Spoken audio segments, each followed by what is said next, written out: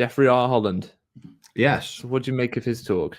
He started off in a pretty generic Orthodox Christianity land, talking about Easter story, we're at Eastertide, of course, and, do not be afraid. And then he starts turning on to conflict. And he talks about the amount of conflict in the Book of Mormon. Go with me now to a related message for members of the Savior's Church in the latter days. It lies in the staggering number of verses in the Book of Mormon devoted to conflict of one kind or another.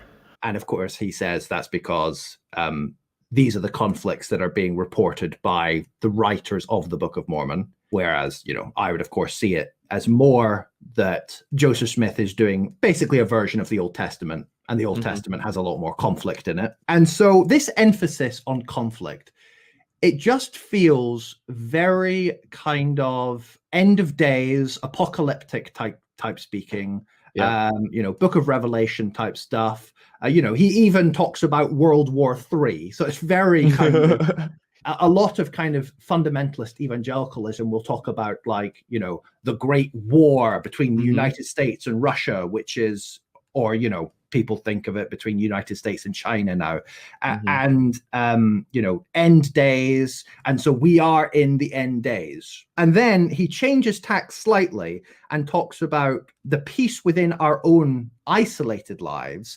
versus the conflict out there. We do see too much conflict, anger, and general incivility around us. Fortunately, the current generation has not had a third world war to fight, nor have we experienced a global economic crash like the one in 1929 leading to a Great Depression. We are, however, facing a kind of third world war that is not a fight to crush our enemies, but a conscription marshaling the children of God to care more about each other and to help heal the wounds we find in a conflicted world. I mean, it's obviously, again, really setting up that dichotomy between us and them. We are the peaceable people, the peacemakers, because, we follow the covenants of God, and everyone out there is part of the, horrendous order of our world. And, I find that dichotomy incredibly unhelpful because, it suggests that they're not part, that they're not part of the world, and they're not part of the problems within our world, at a structural level.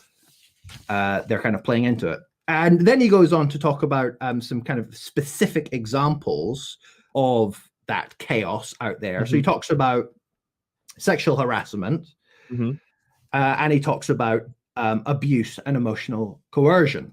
In no case are we to be guilty of any form of abuse or unrighteous dominion or immoral coercion, not physical or emotional or ecclesiastical or any other kind.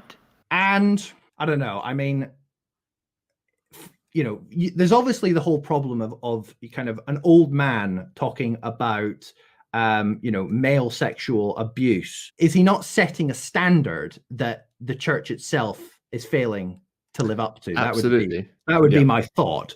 In the world of kind of hashtag Me Too, to have a man telling everyone that they need to be living up to these particular standards. I don't know. It felt very kind of shallow and weak to me. And then it falls back on the whole male dominion type stuff. So he talked about oppressive men within families, quoting previous prophet president. And I mean, yeah, okay, sure. You obviously don't want tyrants within the home, but within the, I don't know how to put it, within the kind of constructs of male dominion, you have that kind of hierarchical, unhealthy hierarchical construct at play already. Yes. So like even the healthy model that he's pointing to, I would see as being unhealthy anyway. Yeah. No, I think that's a really good point. I just want to just grab hold of that real quick before you carry on. I would see that as essentially saying, don't enact the abuse that we create an environment that would allow you to enact that abuse. So it's like don't take the tempting apple from the tree that we put right in front of you. You know, the church has set up in a sense to be male dominated, to be patriarchal in terms of the priesthood and in terms of men ruling the home and things like that. So I suppose that's what you're saying, right? Is that is the environment in which he is addressing men to not act in a way that the environment lends itself towards. So the problem is bigger than stop being abusive. The problem is we need to address the way men and women interact within the church in order to redress that balance, because these things are a symptom, not the cause. That would be my opinion. Yeah, absolutely. And I think a lot of the examples he gave just felt to me a lot like him jumping on the kind of cultural bandwagon. You know, these are the topics that are kind of grabbing the headlines at the moment. And he was kind of playing into those cultural expectations of addressing those particular issues, which of course is, you know, ironic, because the church often claims that it's not responding to cultural dynamics. But of course, you know, this is another example of it really doing that and clearly being you know, very, very concerned with how it is perceived within culture and society at large. And then I think just with his kind of closing remarks, he did a kind of prayerful final thoughts kind of exit. And, you know, he got a bit of a kind of shakiness in his voice. There's a bit of an emotionality coming through. Tomorrow is Easter.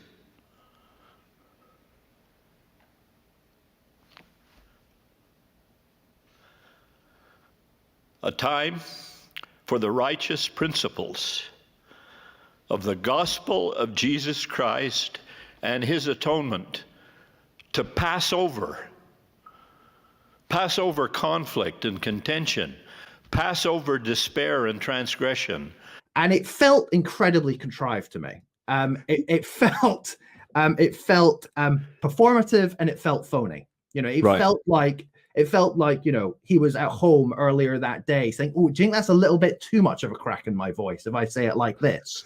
And I don't know. It's just, horrendous. I think that kind of like the show of it, you know. Yeah, no, I get what you're saying entirely. And it's really interesting to hear that from an outside sort of perspective, because that is template conference talk.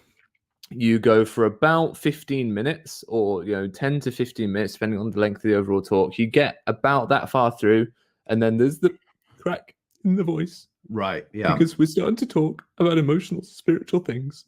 And then they regain their composure and end with a strong finish. But once you notice it once, and once you see it a few times, once you've noticed it the first time and then you spot it happening, you start to realize this is a kind of almost it's boilerplate stuff. It's almost like there's a timestamp for it. It's like insert cracking voice here. Now, that's not to say they aren't possibly genuinely getting cracked up, but it's whether they're doing it on purpose or not. Yeah. Whether they're having it happen on purpose. Yeah, you just have to kind of follow your own intuitive sense with that, because obviously you don't know their interior world. Absolutely. So it appears from an outsider's perspective, but of course there's also a cultural divide anyway, because I am perceiving that through the lens of a British person. Yeah. and that kind of, you know, the way like emotions are expressed and the way people articulate themselves and things is obviously different in America to the UK anyway. So it's potentially some of that I'm picking up on as well. That's a fair point. Just the only thing I'd say about that talk is I thought it was good that he was calling out abuse. Yeah. And my knee-jerk reaction was to say, yes, well, you know, because it, like you said, it was very us versus them at first. I thought, well, you know, we need to sort out our own church first, because we see headlines constantly of this bishop was sent to court for doing this, you know, person abused this position, etc. And then he called it out within the church. I thought, you know, that is good. If people take that on face value, that's a really good message. Yeah. And so I do want to give him kudos for that, for saying that out loud and saying abuse is not acceptable. Ecclesiastical abuse, he particularly called that out. The problem is it is a bit of a double standard from a group of men that tend to play with our emotions. Yeah, absolutely. That's the problem. So great. Kudos to him for going for that message, but he now needs to practice what he preaches and, not like emotionally manipulate us.